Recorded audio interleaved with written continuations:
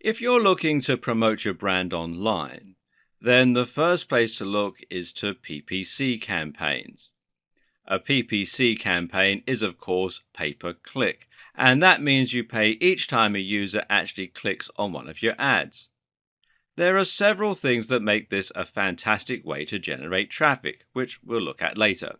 For now, though, suffice to say that PPC gives you the precise control that any advertising campaign needs and allows you to build a perfect business plan with a precise advertising spend, target demographic, and profit margin. But when it comes to PPC, only one word will often come to mind: Google AdWords. Google AdWords is by far the biggest PPC platform and the one that most new marketers will go to first. But there are other options out there, and actually, focusing only on Google AdWords can be a big mistake for your campaign. We'll look in more detail at why this is in the coming videos, but suffice to say, Google AdWords is actually more expensive, more competitive, and less precise in many ways. And this is where Bing comes in. Bing can help you reach an entirely different section of your market while avoiding direct competition with some of the bigger competitors in the field. As we'll learn, Bing can offer you the perfect backdoor and can even help your rankings on Google. It's the perfect starting point for the small, lean business and a very wise backup source of traffic for all online businesses. In this video series, you'll learn more about Bing and how it differs to Google. You'll learn why it's crucial to start paying attention to Bing, and you'll learn how to take advantage of all its unique features. At the same time, we'll also be looking in depth at the best practices for creating successful PPC advertising campaigns on Google or Bing, and we'll see how this can be employed as part of a comprehensive business plan. Whether you're interested in using Bing ads or you're just thinking about doing more search optimization for Bing, it's time that you stop neglecting this search engine and focusing entirely on Google. Now, let's be honest, most of us don't really practice SEO, search engine optimization. We practice GEO, Google optimization. Google is the first and last word in internet marketing as far as a huge proportion of internet marketers and SEO agencies are concerned. It's time to change this way of thinking. But why? Why break the habit of a lifetime? Well, for starters, Bing has 20% market share. Well, that woke you up, right? Many of us think of the search engine industry as being a one-horse race, but really that's not the case. 20% is actually a pretty decent chunk of the market. And when you consider that Yahoo still makes up around 10% and that Yahoo is powered by Bing, that number goes up to 30%. This is a serious amount of web traffic. Now ask yourself, in what other scenario would you be happy to let 30% of a market walk? If I told you that you could get 30% more visitors to your high street store by changing your shop name, you'd change it in a heartbeat. 30% of potential visitors means 30% of potential customers and 30% of potential profit. Instead of earning $50,000 a year from your website, you could be earning $65,000 a year just by paying attention to Bing. Now, that's a massive difference and a free holiday. And there are plenty more reasons to wake up to the reality of Bing as well. For starters, Bing is integrated with Windows 10. Windows 10 is the latest iteration of Windows from Microsoft, and it comes with being deeply ingrained into the system. What's more is that Microsoft says this is the last version of Windows ever. That is to say that future upgrades to Windows are going to be iterative rather than complete overhauls. So we can safely say that Bing is here to stay. Not only is Bing the default search engine for the Edge browser, which comes with some pretty neat tricks up its sleeve, it's also the search engine used by Cortana. Cortana is a digital assistant like Siri that now lives on your desktop. If you want to find out the weather, for instance, you can simply ask Cortana, and while you're typing, she'll pull results from Bing and tell you. Bing has also recently made the transition to Android and iOS and is found nicely on your smartphone. This means that even if someone should set Google as their default search engine, they're still likely to be using Bing on their desktop without realizing it just by speaking with Cortana. If they ask, what does hypertrophy mean? Cortana will open up Bing and show the results in the browser. That could be your website that they're showing. And the same is true if they own an Xbox One. We don't have the exact sales figures for Xbox One right now because Microsoft are remaining quite tight lipped about them. But we do know that they're in excess of 25 million around the world. Xbox One comes with a lot of home entertainment functions, including a browser that you can use while playing games or chatting on Skype. And guess what search engine the Xbox One browser uses? While the Xbox One isn't quite the massive success that Microsoft had hoped for, PS4 still has the lead in the moment. The company is still getting great reviews in all other departments and is generally considered to be firing on all cylinders at the moment. Examples of this can be seen with the success of Windows 10, the Microsoft brand, and the Surface line of hardware. Then there's the huge buzz surrounding the HoloLens. HoloLens is a piece of mixed reality hardware that might well introduce the world to a new form of computing. And guess what search engine it's going to use? Anything could happen in the next few years to upset the apple cart and lead to Google losing market share. For example, Apple have repeatedly threatened to ditch Google as the default browser on iPhone, and this could very easily lead to a seismic shift for the search engine landscape. Then again, it might never happen. But the question is, can you afford to take that risk? Are you happy knowing that all your eggs are in Google's basket? And one last thing to consider is that Bing offers a lot of opportunity for the savvy SEO stroke webmaster. Why is that? Well, simply because Bing is lesser known and there are fewer people trying to rank there. Likewise, there are fewer people paying for PPC. That means you'll pay less per click and you'll find it much easier to get to the top of the SERPs. Specifically, well, you'll pay around 33.5% less on Bing compared with Google AdWords. In real terms, that means 33.5% more traffic for the same cost. A lot of people never consider Bing SEO and they don't know what the key to succeeding there is. That means the 30% of traffic to be found there is ripe for the taking. It means you can do a little background research and then just swoop right in and get to the top of the SERPs, that's the search engine results pages. You'll be in a smaller pond, but it will be much easier to get the fish biting. And what you have to understand is this can lead to more knock-on effects for your Google ranking too. Think about it. If you get to the top of Bing, then that leads to a lot of exposure to 30% of the web. This in turn means that you end up landing more backlinks and getting discussed in more forums and more comment sections. The same goes for paying ads on PPC. You can use this as your way in to boost your position in Google's SERPs, as well as to generally increase your brand without directly challenging the biggest players in your niche. And apart from anything else, if you completely rely on Google for all of your traffic, you put yourself at risk of something going wrong when Google changes its policies, which it does all the time, or should something go wrong with Google itself. Look, this is a video about Bing ads, but that doesn't mean we have to be unrealistically biased towards Bing here. There are still plenty of good reasons to prioritize your Google AdWords campaign, the biggest being simply that Google AdWords lets you reach a bigger audience. But with that said, it makes a lot more sense to make sure that you're on both. The Google apocalypse may never come, but you should still have a contingency plan in case it does.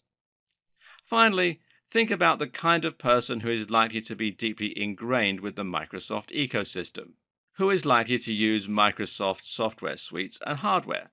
Simple. Businesses. That means executives, CTOs, and managers. And that means they're also likely to be looking at Bing. If that's your target demographic, then you should strongly consider adding Bing ads to your campaign. There are more reasons why Bing might be a better choice for building an effective PPC campaign. For example, it's generally considered that Bing offers superior control over ad campaigns in some aspects. For example, Bing allows you to set different ad campaigns for different time zones, allowing for sophisticated ad scheduling strategies. And this can end up making an important difference to your success. As in comedy, timing is everything for marketing. Likewise, Bing allows you to set more things like location and language for each ad group rather than for each campaign. Bing also allows more precise device targeting, letting you set different bids for different types of devices. It also lets you choose which search partners you want to work with, and it makes it easier to leave out variations of your search terms in order to create a more focused campaign. Oh, and on one little side note, Bing is actually much better looking than Google. Those daily features images really give Bing a relaxing and modern feeling, and the animated ones in particular can actually be reason enough in some cases to head on over to the site. Surely it's worth showing Microsoft some love for that. At the most basic level, Bing ads work like Google AdWords. So if you're familiar with the concept of PPC in general, you can probably fast forward some of this video. Still here? Then let's quickly recap. Essentially, PPC ads are pay-per-click ads. That means you'll literally be paying per click, paying for each person who clicks on one of your adverts. The reason this is such good news is that you'll never pay anything for a campaign that was a complete failure. If you create an advertising campaign for Bing and not one person looks at it, then it will literally cost you nothing.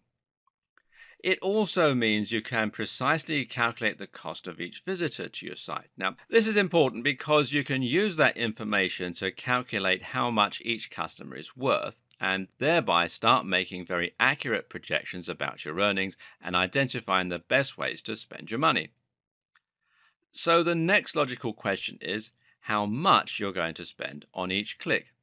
And the good news is that you get to choose this. You get to choose your maximum spend and you also get to choose your budget for the day. First, you define your CPC or cost per click, which is going to be the maximum amount of money that you're willing to spend for each new visitor. You'll probably want to keep this fairly low.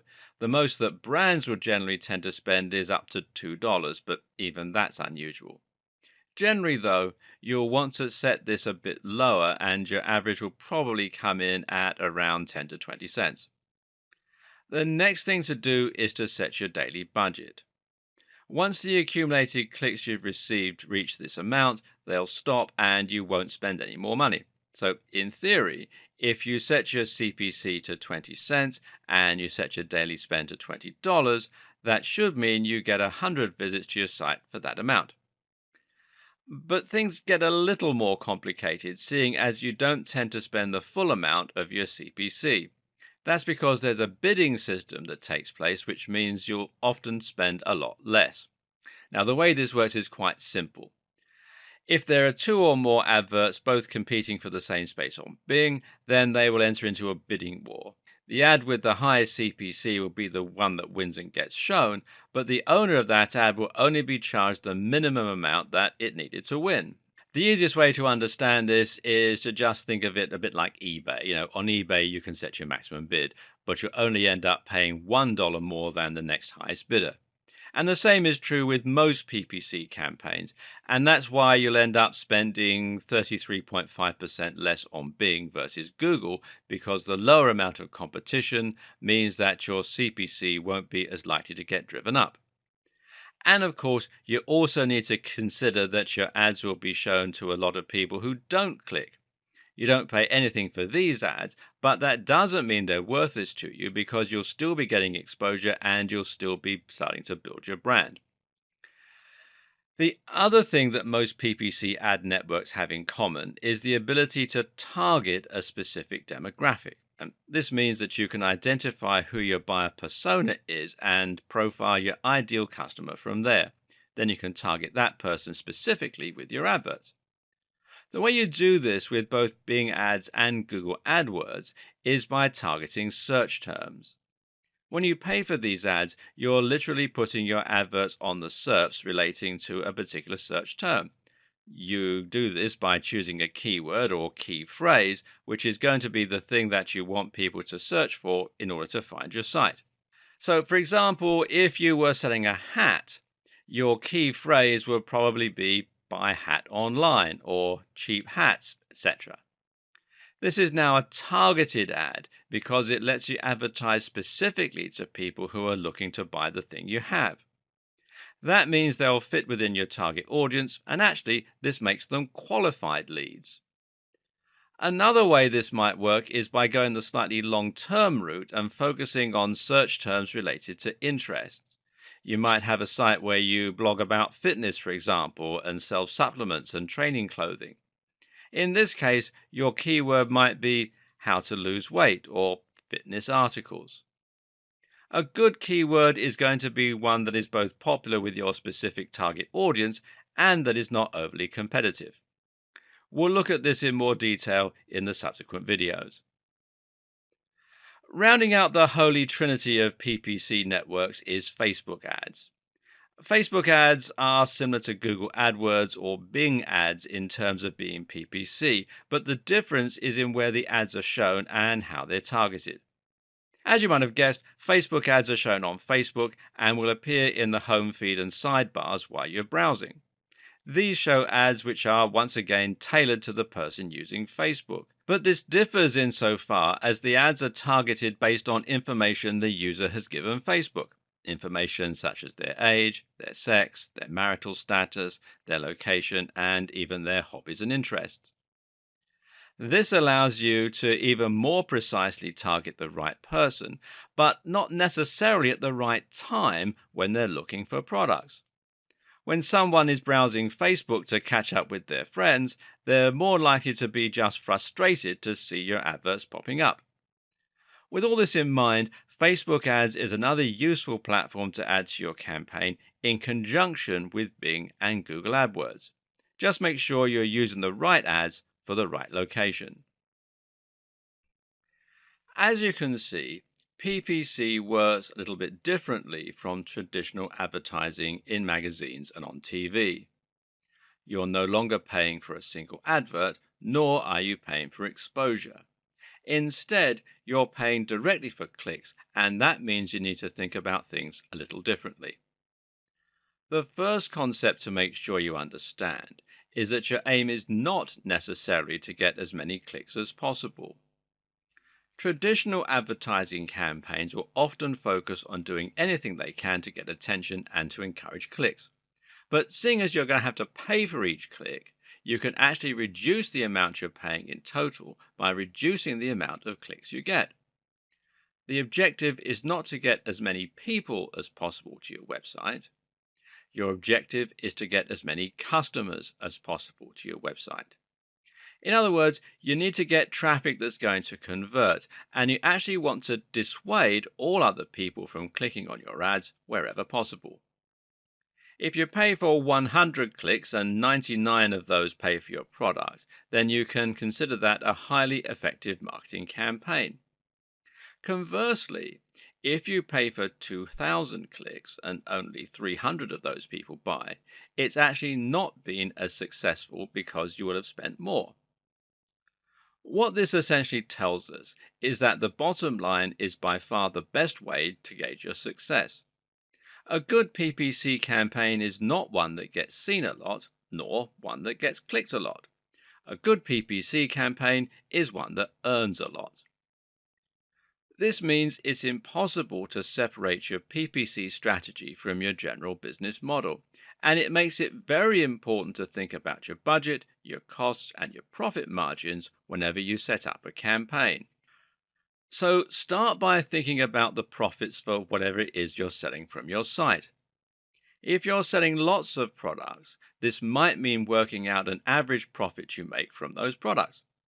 Otherwise, if you're linking to a sales page and predominantly selling just one product, then it will mean thinking about how much you make from that one item.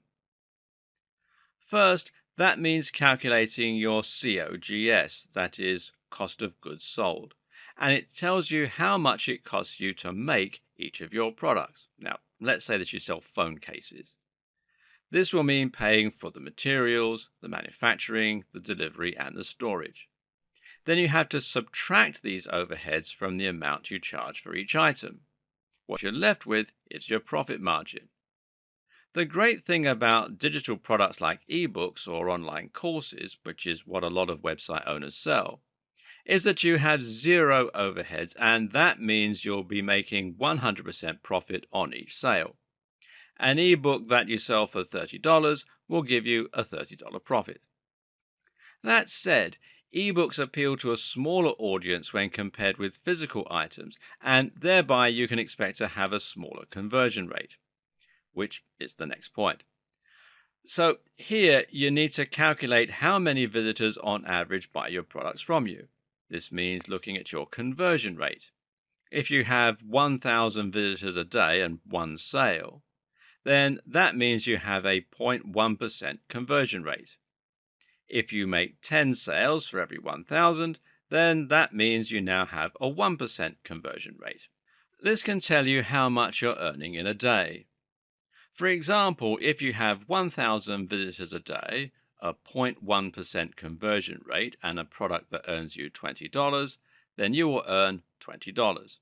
That also means you can work out how much you are going to be able to earn if you increase your visitors.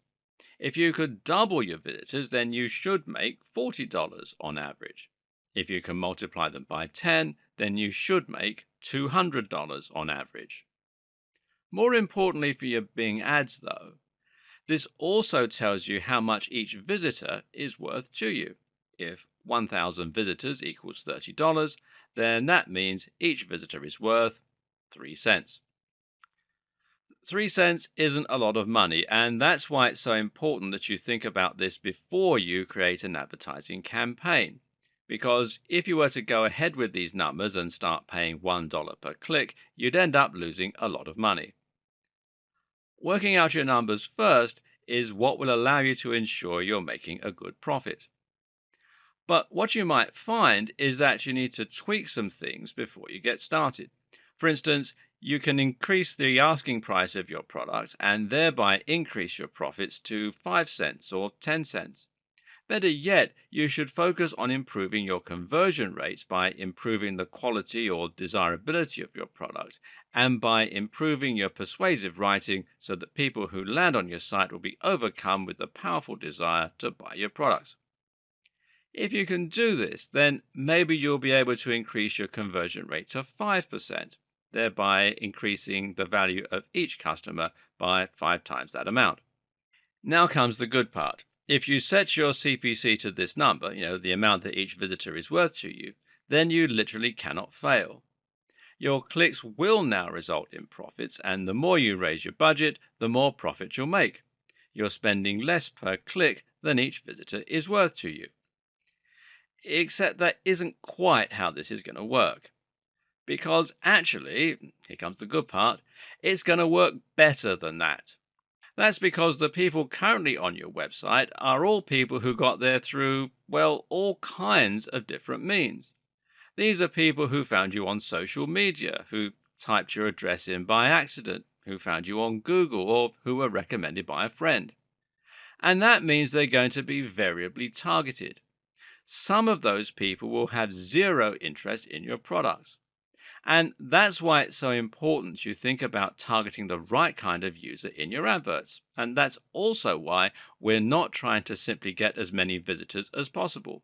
As mentioned, it's actually more important that we get lots of the right users and put off people who aren't likely to want to buy. Your objective then is to make sure that the way you design your ads is only going to appeal to potential customers. That means your text shouldn't read, "Click here for the amazing secret to losing weight." Rather, it should read, "Click here for a $30 ebook that will make you lose weight fast." Or, "The secret to weight loss, just $30. What this does is prevent anyone not looking to spend money from clicking on your ad. We don't want these people because they're costing us money. But someone who knows the price up front and is still willing to click is very likely to want your book. Assuming you can convince them that your product is what they're looking for and it's good value for money, you should be able to walk away with a sale. Now, think about how much higher conversion rates will be for people who click this ad versus people who just stumbled onto your site. You can further target your customers by placing your adverts on the right keywords and key phrases. This is a big part of the PPC campaigns, and it's very much worth doing your research here. Again, you need to make sure your keywords are things that the right people are going to be searching for. At the same time, though, you also need to keep your competition low so that the average CPC will be as low as possible. If you try and rank for, say, hotels, then you're going to be up against thousands of other businesses, some of which will have near infinite resources. How do you like the sound of competing with Expedia, Airbnb, or Hotels.com and the rest? They can afford to offer $1, $2, or $5 per click, and you just won't be able to keep up. But use a keyword that is popular but not overpopulated, like quirky hotel Santa Monica or romantic getaway in Bournemouth, and you're going to be paying less and targeting a more specific type of customer, meaning you can use a more specific and tailored landing page for them focused on the area and type of experience. How do you find a keyword that's popular, directly targeted, but not overcrowded? Simple. You use Bing's own keyword tool, which can be found here at bing.com/toolbox/keywords.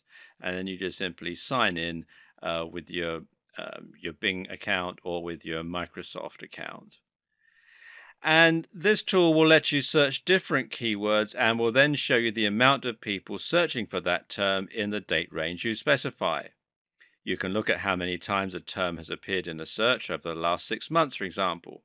If something came up 50,000 times, then that's a fairly good keyword that will potentially be able to grab you up to 50,000 visitors. But if the search term came up 100 times, then it's a lot less useful to you. Note that Google also has a keyword tool called its Keyword Planner, and you can use this in just the same way as you would use Bing's own keyword tool, and it doesn't really matter if it's from Google. People tend to search for the same things on both engines. And if you just do a search in Google for Google AdWords Keyword Planner, it'll direct you to the local version of the site. Finally, another tip is to look at your site's metrics and identify who is currently coming to your website. If you have Google Analytics set up correctly, then you'll be able to find out which visitors are buying from you and what they typed in order to get there. In other words, it might be that certain search terms result in more sales, or goals in Google parlance, and you can then decide to target that keyword with your Google and Bing ads.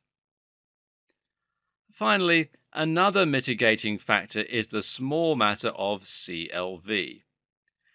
Customer lifetime value refers to the fact that just because a visitor doesn't put down their cash right away, it doesn't mean they aren't worth anything to you. In fact, if they sign up for your mailing list and then become lifelong fans, they could ultimately end up being worth more to you. For this reason, the only way to really be sure if your Bing ads are working for you is to watch your metrics very closely.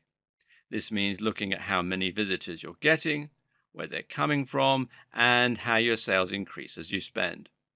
The more data you track, the more profitable any PPC campaign will be. So now you know precisely what Bing ads are, why they matter, and how they work. You also know how to create a PPC campaign generally, and you know how to select the right keywords, etc. What's left? Oh yeah, actually getting started and creating some ad campaigns. And with that in mind, let's launch straight into setting up some campaigns and doing a tour around Bing's options and tools. Before we get started, I'm going to assume that you A, have set up a Bing Ads account, and you can do that by going to secure.bingads.microsoft.com, and then it will redirect you to this page. And then you can sign up using your existing Microsoft account, or you can set up a new one, whichever is most convenient for you. And the second assumption, assumption B, is that you've chosen your keywords using the advice in the previous video. Here's the good news. If you already have a Google AdWords campaign set up, then getting that campaign to work on Bing is very simple. First, head on over to the link on the far right that reads Import Campaigns right here at the top of the toolbar. Click on it and then click here where it says Import from Google AdWords. Now click here on Sign in to Google, enter your name and password. On the next page, you'll be given the opportunity to select the AdWords campaigns that you want to import. Choose them and then click Continue. Now, under Bing Ads account and import options, you'll just need to add a few more settings that are unique to Bing. That means choosing the Bing Ads account you want to import to, choosing the right time zone, and remember that Bing allows more flexibility in this department, choosing the appropriate options under what to import, choosing the options you want for your bids and budget, and now just click Import and you're done. Remember we said earlier that the best way to handle Bing ads was to use them on top of a Google AdWords campaign? Well, this is why it makes a lot of sense to simply import an existing AdWords campaign into your Bing account. It couldn't be simpler. But if you don't have a Google AdWords campaign or you want to try something different on Bing, and this is a good place to experiment with different strategies, then you want to click Campaigns and then Create a Campaign. And you can choose between a search campaign or a shopping campaign. Search campaigns show just regular search ads, and shopping campaigns will show you products with images in your search ads. So let's have a search campaign. Let's click on that one. Now you'll be asked to give your campaign a name. Automatically it gives it the campaign and then number. I'm going to leave it at the default setting for this particular demonstration. Then you set your time zone, and having the time zone is very important in Bing ads. Then you set your campaign budget and your bid strategy. Then the language.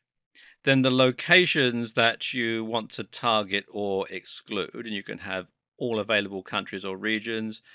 Because I'm in the UK, it's saying Ireland, United Kingdom, or selected states, provinces, countries, regions, and postal codes.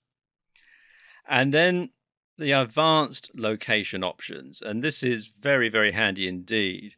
You can show ads to people in searching for or showing interest in your targeted location, people in your targeted location, or people searching for or showing interest in your targeted location. So, for example, you might have someone who's looking for a hotel or an amenity in an area that they intend to visit. So you can target them and not people in your local market. So it gives you a lot of flexibility there.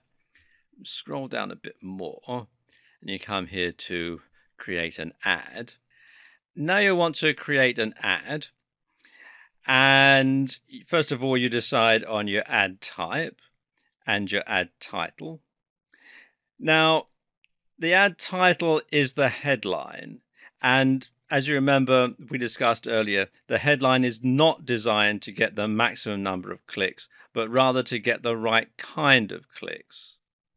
Then you want to have your ad text, which is just going to give your ad a bit more detail. And underneath, you're going to put your display URL. Now, if your destination is a very long URL, then you can simply use this as a permalink, or you can use the root location, or you can use the actual URL. It's up to you. You also want to set the landing page. It can be the final URL, or it can be a destination URL, and you can put all the information in here. For example, you want a mobile URL, etc. And all the way along, there are these little learn more question mark bubbles. If you click on those, it gives you a lot of information about how the whole site works. Headlines are 25 characters. Ad text is 71 characters. Further down the page is where you'll be given the option to choose your keywords, set keyword bids, and then verify activation. meaning you set the method of payment and also you'll click that you want the ads to go live. Now, refer to the last video for more on selecting the right keywords. You'll be able to choose a bid for each keyword. So you might decide that some keywords are worth more to you than others. And this is very good news because it means you can pay very little for those more obscure keywords that would only get you a few clicks, but that likely wouldn't be very expensive due to a lack of competition. The more good news is that you can tweak and manage your campaign after it's gone live. This means you can see how it's performing and then see how they're working for you. You'll be able to find some more advanced settings here too, such as negative keywords and dynamic keywords. We'll look at these options in more detail in the next video. For now though, we want to focus on the other most important aspect of running your Bing Ads campaigns, which is tracking the success of your adverts. In this case, that's going to mean looking at how your ads are performing for you. And there are some really advanced features here that actually go a bit above and beyond what you would have access to with AdWords. We'll delve into these in more detail in the next video. But for now, make sure you're watching your basic metrics like a hawk. Click the Reports tab here, and then Standard Reports over here on the left-hand side, and select any one of the 18 different performance reports to get your statistics. You'll be able to see things like your average CPC, your cost per click, your average CPM, cost per impression, CTR, click-through rate, and a whole lot more. There are numerous advanced features and options you can tweak in order to get the very most out of your ads, and these can make a big difference to your campaigns and your profits. For example, there's negative keywords. Now, negative keywords allow you to add keywords that you want to ensure don't bring up your ads. Now, normally Bing and Google will show your ads based on very similar keywords, though Google does this more than Bing. Meaning that if your keyword is fitness books, you might find your ads showing up on free fitness books. The only problem? Well, someone searching for a free fitness book probably doesn't want to pay $20 for a fitness book. So in this case, it would be pertinent to make free a negative keyword so that people looking for free things are excluded from your campaign.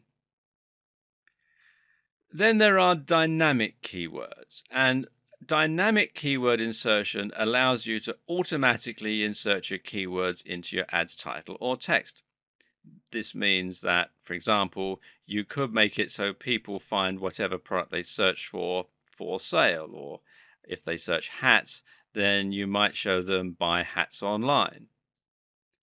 Another neat feature of Bing is the ability to add ad extensions. This will allow you to add things like links to your site, locations on a map, or a click to call button.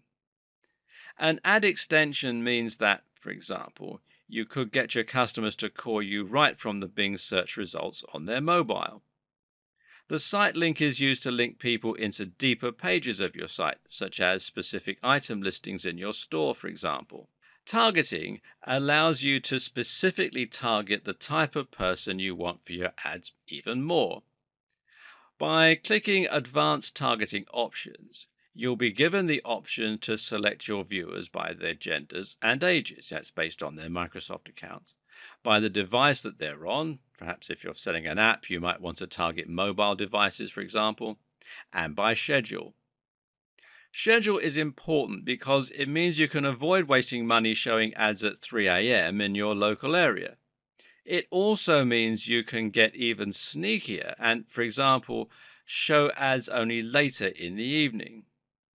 As it gets later and we become tireder, we actually become more impulsive and thus more likely to click buy on an advert. You can use Bing Ads to set up goals and then see how customers are interacting with those goals. You may recall that we discussed goals in an earlier video in the context of Google Analytics. We also discussed how you could use these to identify the best keywords for your ad campaigns. Well, once you have your ad campaign set up, you can actually integrate your ads directly with your goals. This is a much more valuable metric than simply your average CTR, your click through rates, although that is still a useful measure. To set up goals, go to your campaigns and then click Shared Library and then Conversion Tracking. You'll need to get a UET tag. Now, this is a small piece of code that you'll put on your website to link it to your Bing ads. Just click here, Get Started, on the page here where you create your UET tag and follow the on-screen instructions. It's all fairly straightforward. Then click Conversion Goals from the left-hand menu. And then click here where it says Create Conversion Goal, and once again, follow the on-screen instructions. Once you've done this, you'll be able to see how your ads are performing in terms of helping you to get the results you're looking for, i.e. sales. This in turn will allow you to see which ads you should be spending more or less on and whether or not you're actually getting ROI from them. This will eventually allow you to calculate a specific CPA, or cost per action, which means you're finding out more precisely how much it's costing you to make sales or get subscribers. You'll also be able to do a lot more tracking for your ads, and looking around the dashboard will help you to find all kinds of useful options. For example, you'll be able to find your quality score for your ads by looking on the campaigns page. This gives you a score from 0 to 10 that will show how your ad is performing. You'll learn how high your CTR is compared with other CTRs for similar campaigns targeting the same traffic. Anything about 7 is considered very competitive. 6 is competitive, and anything below is underperforming. If you have a blank dash where your score should be, it means Bing doesn't have enough information yet. Based on the success of your ads, you can then head over to Bid Adjustments, which does exactly what it says on the tin and allows you to tweak your ads so that you're paying more or less per click. So now you know how to run a Bing Ads campaign, and you know why you should be running a Bing Ads campaign. But this doesn't mean you're done with Bing, not by a long shot, because you can still get more out of it by thinking about SEO as well. SEO for Bing has all the same benefits over SEO for Google that Bing Ads have over AdWords. That means less competition, slightly different market, 20 to 30% of the market share. And a lot of people will know all these things and still not do anything about it, which might leave you asking why not. Well, there is one more thing to consider here, and that's just how different Google and Bing really are. Because the assumption is you can probably focus on SEO for Google, and then rest assured you'll gain more exposure on Bing too. So you can put your time and effort into the biggest search engine and know it's probably helping out on Bing too. As Google still has the biggest market share, that should still be a priority. It just doesn't make sense to turn it on its head. So, does this argument hold water? Just how different are Google and Bing anyway? Well, it's certainly true that a lot of your SEO practices are going to remain the same on Google and Bing. Both Google and Bing have the same end goal, and that end goal is to supply their users with beautifully made, high-quality content. Thus, they will use similar means to achieve those ends. Both look for sites with lots of backlinks, both as a way to find them and as a way to learn what they're about and whether they're held in high regard. Likewise, both will analyze the text on a site and look for the use of keywords. So, writing content and building links are both activities that you should be doing, no matter which search engine you have in your sites. But there are certainly some differences too. So, here's the thing, you don't have to focus on Bing at all. No one is asking you to ditch your efforts on Google. That wouldn't be a smart business move. But if you understand how Bing works, then you can do a little of both. You can add in a few new techniques that you know will help your Bing ranking, or you can occasionally write a post for Bing. And this is just stuff that you should know. So let's make sure you know it. Before we look at SEO for Bing specifically, it makes sense to first look at SEO generally. Just what is SEO? How does it work? And what does it involve from a marketing perspective? Essentially, SEO means you're building your site to show up in the search results, the aforementioned SERPs. This is what we call an organic result. It gets the same overall effect as targeting a specific keyword with a Bing ad, except you aren't paying for it. Of course, this also makes it less guaranteed insofar as it might not work. SEO is a lengthy process that's based a fair bit on luck. Essentially, SEO is performed by adding lots of great content to your website so that Google and Bing can identify the topic of your site and know which searches to show your links for. This content needs to be well written so that it will look better quality than the content from other sites. At the same time, it should use subtly inserted keywords throughout the text, the headers, and the HTML tags so that the search engines can index it for the keyword you're targeting. Don't overdo this though, or you'll get penalized. The other main ingredient for a successful campaign is your backlinks profile. This refers to all the links around the World Wide Web that are pointing to your site. These are good for you because Google and Bing consider them references. If a big site is willing to link to you, then it suggests that you must be a serious site in your own right. And this is another reason it's important to write high quality content. And it's a reason that you need to think about the quality of your links as much as the quantity. At the same time, having inbound links is important because it helps Google and Bing to find you in the first place. Both search engines use robots, these are small scripts, that search the web by following links. Once you're indexed, you'll be checked regularly. Until then, though, you're relying on links. Combining PPC with SEO is a match made in heaven for a number of reasons. For starters, gaining more traffic for your site is always going to increase your visibility in the SERPs organically because it will mean more people see your site and hopefully share it with others, thereby linking to you. This then improves your organic backlinks profile and it helps you to climb the ranks. At the same time, using PPC allows you to test out a particular keyword and see how it's likely to work for you and bring in more customers, or not. This can show you which keywords are worth putting in the work to try and rank organically for. Likewise, this also works in reverse, as we discussed earlier. You can see how your organic results are working for you and which ones are helping you to get actual customers. From there, you can see which keywords are worth spending money on.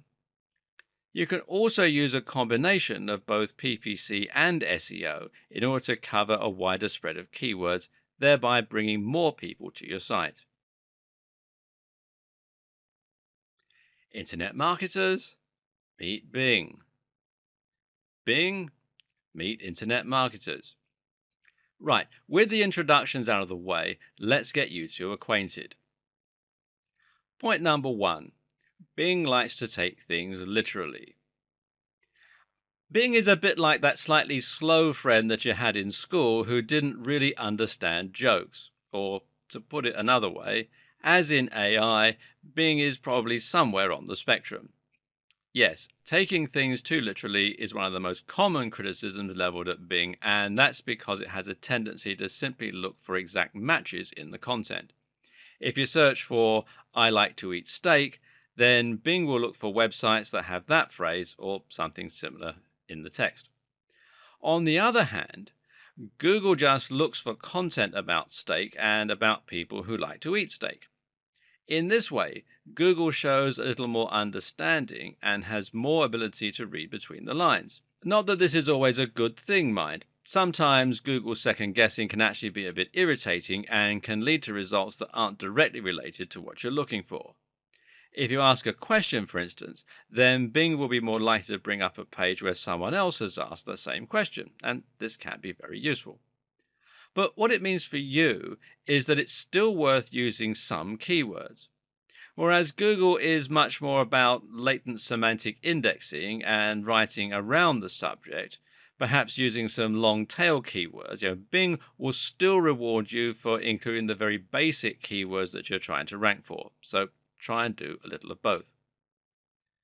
You'll want to use a slightly lower link density than you used to if you want to avoid being penalized for spamming by Google, but you should still include some keywords there for Bing.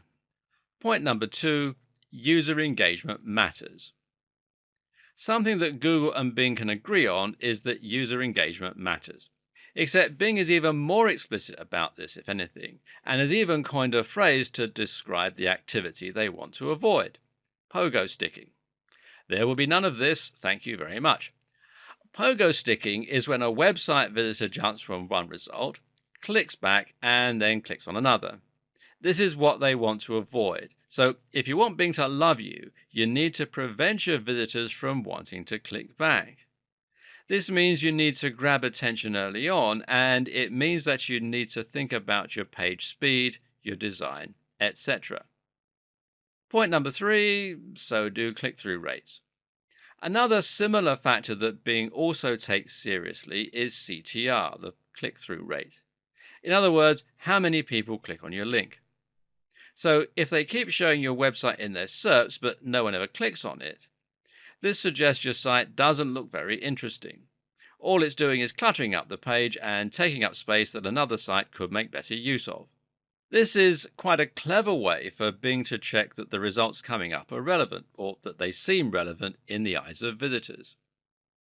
This is interesting because it's not something that Google talks a lot about, and improving your CTR is going to involve a rather different process compared with the SEO practices you're probably used to.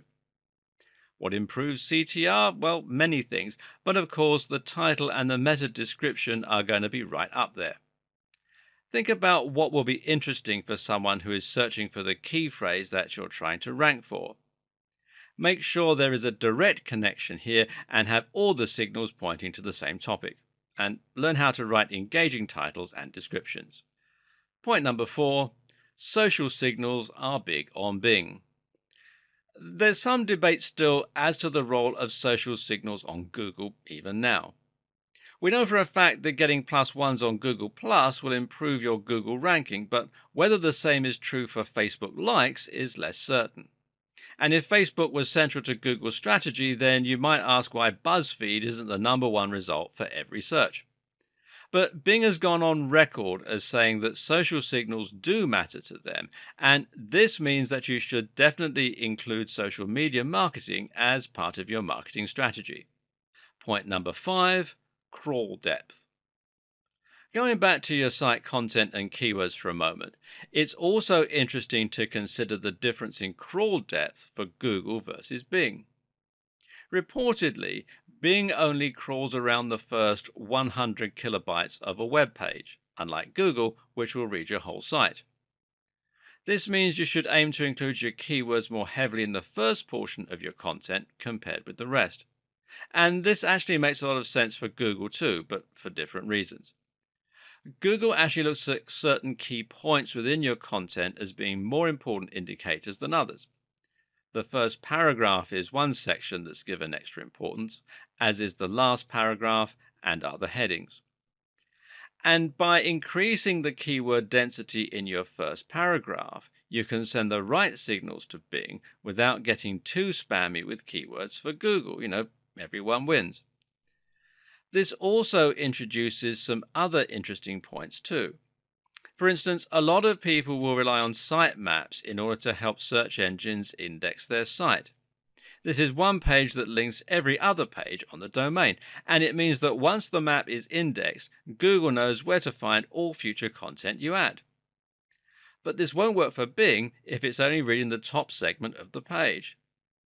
If you want your sitemap to work for Bing, you need to ensure that you put pages you most want to be found right at the top. And if you're adding new content, you want to make sure that new content goes at the top of any list rather than at the bottom. Point number 6, respect your elder content. Bing believes in golden oldies. In other words, it believes that an older domain is more likely to be authoritative than a newer domain. So if you have a page that's been around for a long time, you'll find it gradually climbs up the rankings. This is one thing that's personally always put me off about Bing. Most of the research I do requires up to date and current answers, and that means I can't make do with posts from 2012. When I search on Bing, I'm often left wondering if anything I'm reading is relevant anymore. This is a personal preference, though. As far as SEO goes, it's actually a good thing. Why? Because it means that Google is going to like fresh content and Bing will give it some love as it starts to fade. But do bear in mind that both Bing and Google prefer older domains. Of course, there are way more differences than we have time to go into in detail, so let's look at some rapid fire differences to finish off. Bing likes keyword domains more, Google prefers brand name domains. Bing takes site authority very seriously. It likes editorial content, older domains, and established organizations. PageRank is less relevant for Google these days, and it's never been relevant for Bing. Bing likes content closely linked to a site's homepage, and it likes breadcrumbs. Another thing to take some time to learn is about Bing's spam filter, and this is how Bing decides whether or not to penalize sites that show up in its SERPs. So you need to make sure that you observe the rules that Bing recommends. This means being careful about your outbound links, only link to clean sites, don't trade links, and use Bing's webmaster tools to find out if your site's been blocked. That's right. Bing has a webmaster tools just like Google does, and it's just as useful stroke invaluable for marketers. And you can find this at bing.com/toolbox/webmaster. As the Alan Parsons Project sang, where do we go from here? Now you have lots of information about why Bing SEO matters, how it works, and how different it is from Google. But you also know that you need to keep focusing on Google. So what's the best way to proceed?